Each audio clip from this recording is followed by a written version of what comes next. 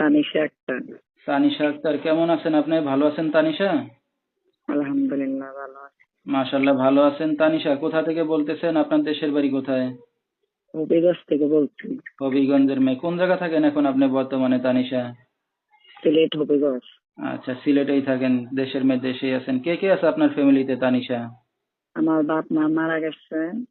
আমার মামার দ্বারা থাকি। আচ্ছা মামাই আমাকে বড় করছে। আচ্ছা আচ্ছা, ছোট থেকেই মামা মামি বড় করছে না? হ্যাঁ হ্যাঁ। আচ্ছা আচ্ছা, তানিশা কি করেন এখন আপনি বর্তমানে? একটা মেয়ে একাই। কোনো কাজ বাজ করেন এখন আপনি? না, ওখানে আগে সেলাই মেশিনের কাজ করতাম, ওখানে করি না, ওখানে বেকার। আচ্ছা আচ্ছা, তানিশার বিয়ে শাদী হয়েছে? না, হয়নি। আছি, দেখি ভালো মনের মানুষ যদি একটা পাই, জীবন সঙ্গী করবো, যে আচ্ছা আমার সারা জীবনের দায়িত্ব নিবে। আচ্ছা, যেহেতু বাবা মা নাই এখন, সবকিছু জেনে শুনে কেউ যদি ভালোবেসে পাশে থাকে বা দায়িত্ব নেয়, তাহলে হুম, বিয়ে শাদী করতে রাজি আছেন না?